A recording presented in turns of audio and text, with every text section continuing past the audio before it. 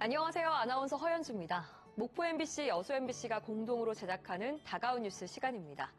이번 주에는 종잡을 수 없는 여름 날씨에 희비가 엇갈리는 우리 지역 명소 소식과 함께 바다에서는 고수온으로 폐사 걱정에 불안에 떨고 있는 양식 어가를 만나봤습니다.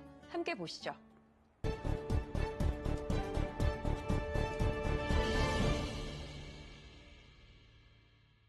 궂은 날씨에 미술관을 찾은 초등학생들. 알록달록 색을 주제로 작품이 펼쳐집니다. 5명의 작가가 표현한 색의 의미를 생각합니다. 전시장 이곳저곳을 살피며 추억을 쌓아갑니다. 여기가 알록달록했고 친구들과 함께 시원한 곳에서 놀아서 정말 재밌었습니다. 불볕더위가 물러가자 내린 장대비. 쾌적하게 예술을 즐길 수 있는 미술관은 방문객이 점점 늘고 있습니다. 전남 도리미술관은 지난달 주말 기준 500여 명 수준이던 방문객이 최근 들어 2배가량 늘었다고 밝혔습니다. 비 내리는 해수욕장. 열기가 식은 모래 위를 거닐며 바다에 발만 잠시 담가봅니다. 시원하고 좋은데 비가 와서 못 들어가서 좀 아쉬운 것 같아요. 뜨거운 태양 아래 활짝 펴 있어야 할 파라솔들이 모두 접혀 있습니다. 휴가철 대목을 맞은 상인들은 오락가락한 요즘 날씨가 야속합니다. 여기서 다 피하고 이제 집에 가려고. 오늘 장사 일찍 접으시려고 그러는데. 아니, 비 올 때 사람 많아. 올여름 대기가 불안정해지면서 폭염과 폭우가 번갈아 나타나는 현상이 잦아질 전망입니다. 전남 동부권은 주말까지 많은 비가 내린 뒤 다시 푹푹 찌는 더위가 찾아오겠습니다. 종잡을 수 없는 여름 날씨에 지역 명소들도 희비가 엇갈리고 있습니다. MBC 뉴스 유민호입니다. 혼자 식사를 하던 여성에게 식당 주인이 밥을 빨리 먹으라고 재촉합니다. 아가씨 하나 보는 것이 아니거든, 우리 집에는. 저울로 잡숴야 돼.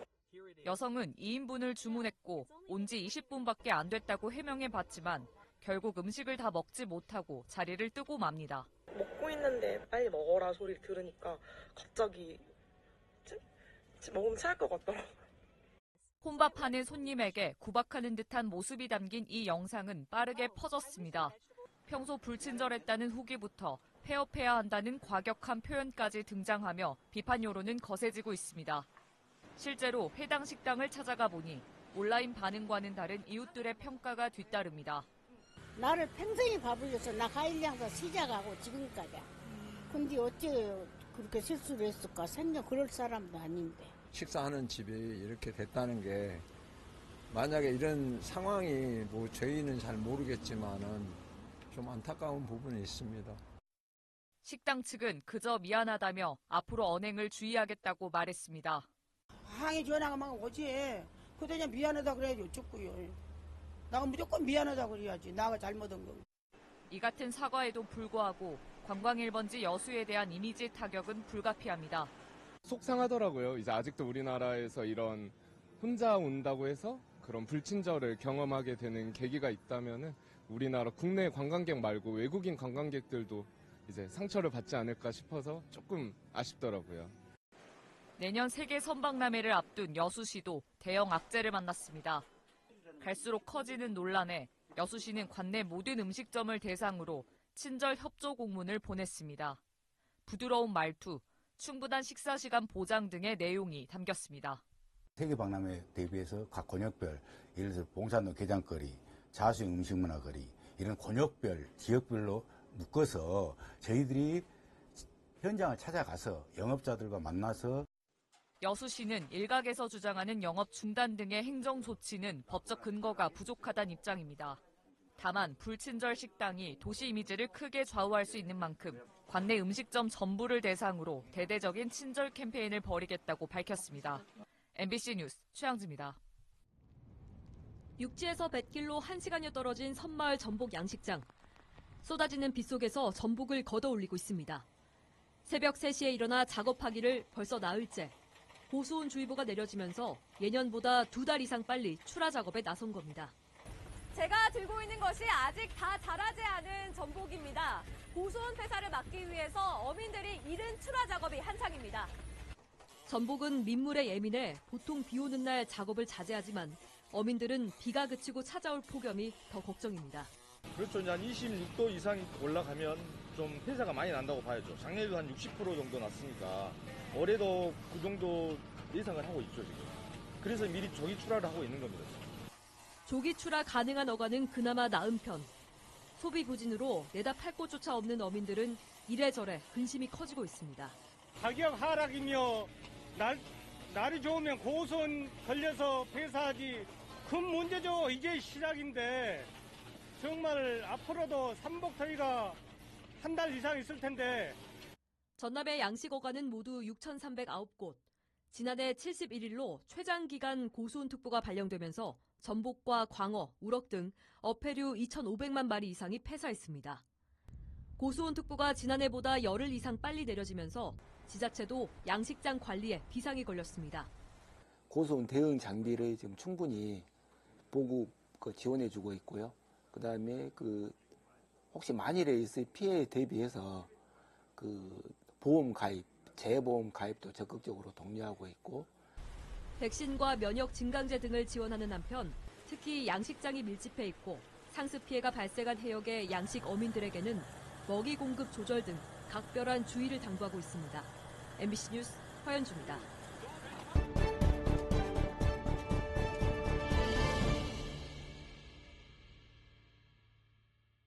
서해안 지역에서 올해 첫 벼멸구가 확인된 건 지난달 5일쯤. 벌써부터 방제당국에 비상이 걸렸습니다. 벼멸구는 생육을 위축시키고 심할 경우 벼 전체를 고사시키는데 지난해 전남에서도 이미 피해가 발생했기 때문입니다. 올해 중국에서 발견된 벼멸구 개체수도 6,400여 마리로 지난해보다 이미 2배 많은 상황. 고온다습한 환경이 지속되면서 벼에 심각한 피해를 주는 멸구류와 나방 등 여러 병해충이 급속도로 증가할 것으로 전망되고 있습니다. 진도에서는 애멸구가 지난해보다 14.2배 높게 발생했습니다. 이제 흰등멸구와 벼멸구 같은 비대해충이 비대가 되고 나면 고온기에 이제 생육이 빨라지기 때문에 그 개체수가 다 발생할 수 있는 여건들을 가지고 있습니다. 특히 올해는 국내 멸구류의 발생이 지난해보다 열흘 이상 빨라진 것으로 나타났습니다. 농촌진흥청은 오는 21일부터 서남의 한 20개 시군을 대상으로 긴급 현장 점검에 나설 계획입니다. 작년부터 여름철 기온이 많이 올라가고 있는 상황입니다. 이러면 벼멸구가 국내에 유입돼서 해대 경과 시기가 빨라질 수가 있기 때문에 농가에서는 2차 방제 시기, 그러니까 8월 중순 전후로 포장 예찰을 꼭 실시하시고.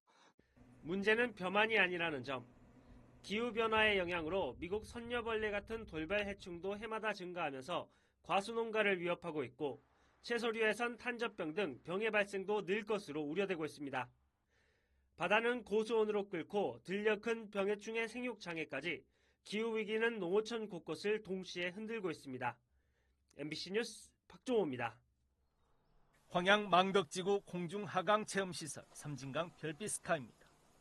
지난해 12월 본격 운영에 들어간 섬진강 별빛스카이는 황양 지역 최초의 체험형 관광시설입니다. 섬진강 별빛스카이는 지역의 새로운 핵심 관광 콘텐츠로 역할할 것으로 기대를 모았지만 운영 7개월 동안의 실적은 초라합니다. 시설 이용객이 연간 5만 5천여 명에 이를 것으로 예상됐지만 지난 기간 실제 이용객은 3,900여 명에 그치고 있습니다. 위탁 운영사는 결국 누적되는 적자를 감당하지 못하고 황양시에 계약 해지를 요청하는 지경에 이르렀습니다. 황양시는 당황스러운 기색이 역력합니다. 그러면서도 위탁 운영사가 더 이상 운영을 계속할 의사가 없다고 판단하고 계약 해지 절차에 착수했습니다. 지금 수탁자의 사정에 의한 계약 해지하는 부분에 있어서는 저희들을 운영 조례하고 그다음에 위탁 계약서하고 그다음에 변호사 자문 등을 통해서 계약 해지에 대해서는 저희들이 별도로 검토를 할 예정이고, 이와 함께 위탁 수수료의 기준이 된 수요 분석의 오류를 바로잡기 위한 수요 분석 재용역에 착수하고 새로운 위탁 운영사 모집 준비에도 나섰습니다. 9월 중에는 시의회의 민간 위탁 동의를 거치고 10월 달에 새로운 운영자 모집을 통해서 새로운 운영자가 모집 선정이 되면 11월부터는 새로운 운영자가 운영을 하도록 할 계획을 지금 검토 중에 있습니다. 하지만 새로운 위탁 운영사가 선정되더라도 간과하기 어려운 문제가 또 있습니다. 근본적으로 망덕포구 일원이 돌풍과 강풍이 잦아 공중하강 체험시설의 안정적인 운영에 부족한 환경이라는 겁니다. 실제 지난 4월부터 6월 사이에만 돌풍과 강풍에 따른 미도착 사례가 250여 건에 이르고 있습니다. 69억 원이라는 적지 않은 예산을 들여 광양시가 공들여 조성해 운영에 들어간 체험형 관광시설 섬진강 별빛스카이. 기대와는 달리 자칫 애물단지로 전락하지 않을까 광양시의 고민이 적지 않아 보입니다. MBC 뉴스 김주입니다. 국토 최서남단에 위치한 호남의 시종착역 목포역입니다. 지난 1978년부터 쌓아온 서남권 최대 교통 집결지라는 명성과 달리 노후된 역사시설은 오랜 숙제로 지적돼 왔습니다. 이에 지난 2022년부터 국토부의 노후 역사 개량의 필요성을 꾸준히 제기해온 목포시. 그 결과 국토부는 역사 신축에 490억 원, 철도 재배치에 1,700억 원 등 2,190억 원 규모의 예산을 확정했습니다. 내년 초 착공을 목표로 오는 2028년까지 3층 규모의 선상 역사를 새로 짓고 현재 6개인 착발선을 8개로 늘려 열차 운행 횟수도 늘리겠다는 계획입니다. 한국철도공사는 내년 1월까지 목포역의 노후 역사 시설 개선 사업 설계를 완료할 계획입니다. 목포시는 단순한 역사 신축을 넘어선 또 하나의 큰 과제를 마주하고 있습니다. 목포역과 함께 50여 년 세월 동안 노후됐던 주변 역세권의 재정비입니다. 역 주변 주차장과 주거단지 등 50만 제곱미터 부지에 총 사업비 1조 100억여 원을 들여 정주 여건을 개선하고 복합 환승센터 등을 신설하겠다는 계획입니다. 이제 여기서 내려서 바로 버스 타고 이제 갈 수 있는 그런 말 그대로 이제 환승을 할 수 있는 이런 역할을 할 수 있고 이제 역 주변에 이제 주차장도 많이 부족하기 때문에 이제 주차 기능까지 할 수 있는 이런 역할을 하는 복합환승센터가 되겠습니다. 목포역 역세권 개발 사업의 예상 완료 기한은 2030년. 목포시는 이를 위해 현재 역세권 개발 기본 계획을 수립하고 토지 이용 계획 등을 구상하고 있습니다. 문제는 사업 추진의 불확실성입니다. 총 사업비의 절반 이상인 7,800억 원을 민간 투자에 의존해야 하지만 아직 구체적 투자 계획과 사업자 유치는 내년 이후에야 본격화될 예정입니다. 역사적 상징성을 넘어 서남권 새로운 플랫폼을 위한 준비에 돌입한 목포역. 역사 개량이 단순히 새 건물에 머물지 않고 새로운 도시에 100년을 그려낼 수 있을지는 앞으로의 과정에 달려 있습니다. MBC 뉴스 안준호입니다.